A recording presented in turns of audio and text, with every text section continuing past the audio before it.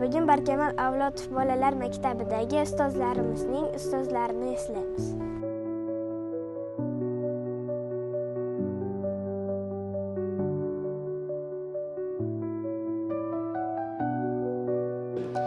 Assalomu alaykum. Ustozingiz haqida qisqacha gapirib bering. Alaykum assalom. Ustozim haqida gapiradigan bo'lsa, masalan biz shu 1-sinfdan ilk qadam bosgan nimamizga, dargohga, ya'ni maktabga borganimizda juda ham hozir ayniqsa juda ham hayajonlanib ketyapman. Sababi shu birinchi o'qituvchimiz ham juda ham yaxshi bilimlar bergan. Lekin bizning gruppa o'quvchimiz bo'lardi, haligacha unutmayman.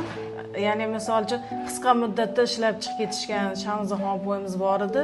Bizda qisqa muddat ishlab, men chiqib ketyapman butun guruhga e'lon qilishgan. O'zi ko'zimga yosh kelgan, to'g'risi juda ham yaxshi ko'rganim uchun, o'sha gruppadan qolib turib, mehr bilan, doim bir e'tibor bilan munosabatda bo'lganda juda ham bir hayajonlanganman. Lekin mesela yillar davomida ko'pgina ustozlar ko'rdik. Barchalariga rahmat. Shu shetga yetib kelguncha avvalambor ota-onamiz, o'qituvchilarimiz hissasi juda ham katta.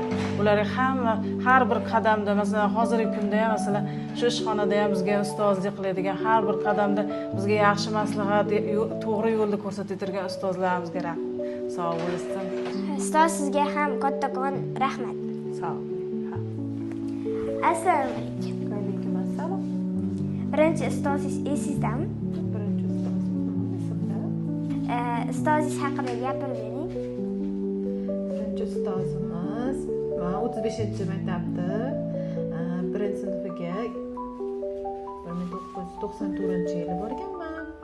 Aytdi bizni G'oziyeva Muyassarxon degan opoyimiz bo'lganlar. Birinchi ustozim o'sha opoy bo'lganlar. Opoyimiz qattiqqo'l, hamma tomondan ham mehribon, ham qattiqqo'l, yaxshi ustoz bo'lganlar. Shu ustozimiz sinfimizdagi o'quvchilarni hammani bir xilda o'qitib, hammani bir xil a'lochi bo'lib o'qib kelganiga shu ustozimiz sababchi bo'lganlar bizni. Maktabda necha baholarga o'qigansiz? Maktabda faqat 5 baholarga o'qiganman. Ustozlaringiz 2 baho qo'yishgan?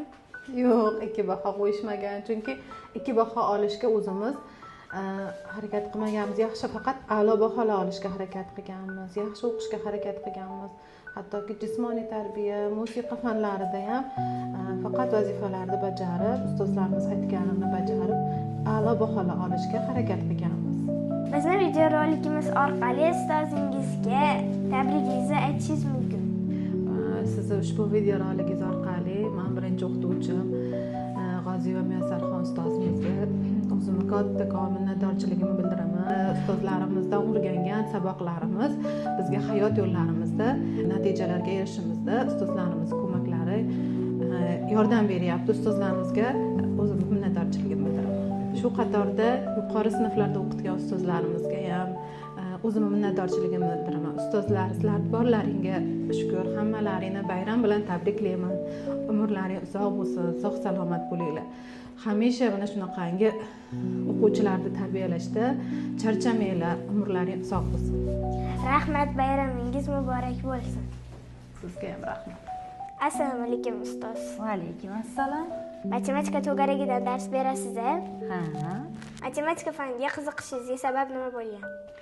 Men avvaliga matematika faniga deyarli qiziqishim bo'lmagan, boshqa bolalar kabi ustozim menga qancha o'rgatishmasin, ko'chirishga harakat qilardim. Shunga o'xshash vaziyatlar bo'lardi. Maktabni bitirgunimgacha ham o'rta darajada bo'lgan matematikaga bo'lgan qiziqishim.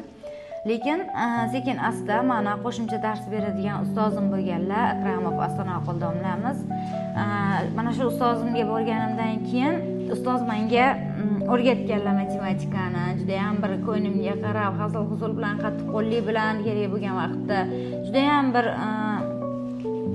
qandaydir bir kuch bilan qiziqtirganlar meni. Xullas, sekin asta ustozimning shogirdlariga ham dars o'tishni boshladim. Shundan keyin oliy o'quv yurtiga kirganimdan keyin yana ham hayotda matematikani juda ham kerakligini his qildim. Shundan keyin o'zim ustimda yana qo'shimcha ishlashni boshladim. U bolalarga o'rgatishni boshladim. Borgan sari matematikaga bo'lgan mehr muhabbatim mana shu yergacha olib keldi. Ustoz, biz orqali sizga ta'lim bergan ustozlaringizga tilaklaringizni aytishingiz mumkin. Xo'p, albatta aytaman. Qani kameramiz bu tarafda.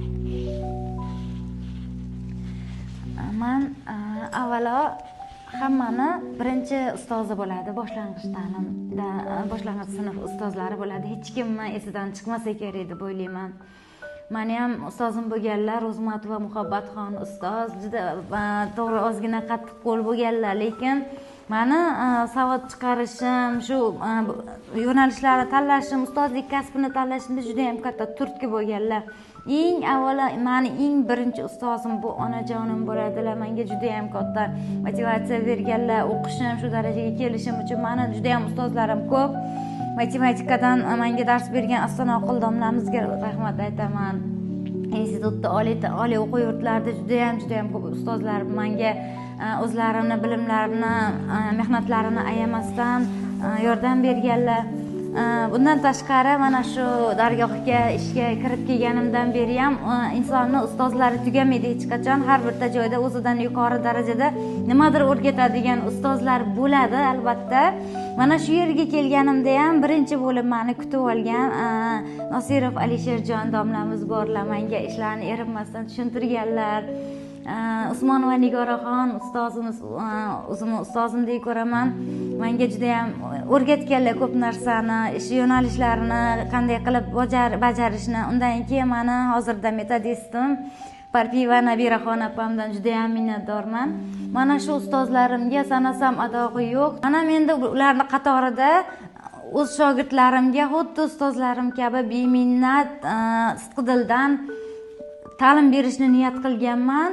Mana shu yo'lda meni ustozlarimning duolari qo'llab tursin. Hammalariga kattakon minnatdorchiligimni bildiraman.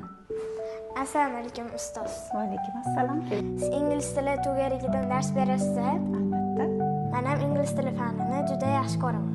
Sizga birinchi ingliz tilini o'rgatgan ustozingiz haqida gapirib bering. Menga birinchi ingliz tilini o'rgatgan ustozim o'zimning kichkina xolam bo'lishadi. Ismlari Yulduzxon opa deymiz. Kichkinaligimizdan bizga ingliz tiliga bo'lgan mehrni, qiziqishimizni uyg'otishgan alfabetdan boshlab o'rgatganlar. Birinchi ingliz tilida o'rgangan so'zingiz qaysi bo'lgan? Birinchi ingliz tilida o'rgangan so'zim 10 gacha sanash bo'lgan. 10 gacha sanashni o'rgatishgan. Keyin hello degan so'z bo'lgan. Mehmonlar uyimizga kelganda albatta 10 gacha sanab bering deb aytishardi. Keyin hello deb salomlashardim. O'zim rosa xursand bo'lardim o'sha paytda. Hozir endi sizga o'xshagan o'quvchilarga o'zim ingliz tilidan ta'lim beryapman. Bu natijalarga erishishimizda albatta bizga ta'lim bergan ustozlarimizda o'rinlari juda katta. Ustoz, siz ham biz orqali ustozlaringizga tilaklaringizni bildirishingiz mumkin. Ha, albatta. Mana kameramiz bu tarafda. Shunday ulug' kun bilan ustozlarimni maktabda, oliy ta'lim dargohlarida bizga ta'lim bergan ustozlarimizni albatta tabriklab qolaman. Sharafli va mashaqqatli kasblarida rivojlar tilayman. Yosh avlodga beradigan ta'limlaridan hech qachon charchashmasin. Shu qatorida men o'zimga birinchi ingliz tili sabog'ini bergan Yulduz opamga va o'zimni onam, birinchi ustozim 40 yildan buyon 40 yil maktabda faoliyat yuritgan o'zimni onamni albatta ustoz va murabbiylar kuni bilan tabriklayman. Hammalari sog' salomat bo'lsin. Ustoz, sizga ham kattakon rahmat. Sizni ham bayramingiz bilan tabriklayman. Rahmat qizim. Ustoz va murabbiylar kuni bilan barchangizni tabriklayman. Siz ham ustozingizni tabriklashni unutmang.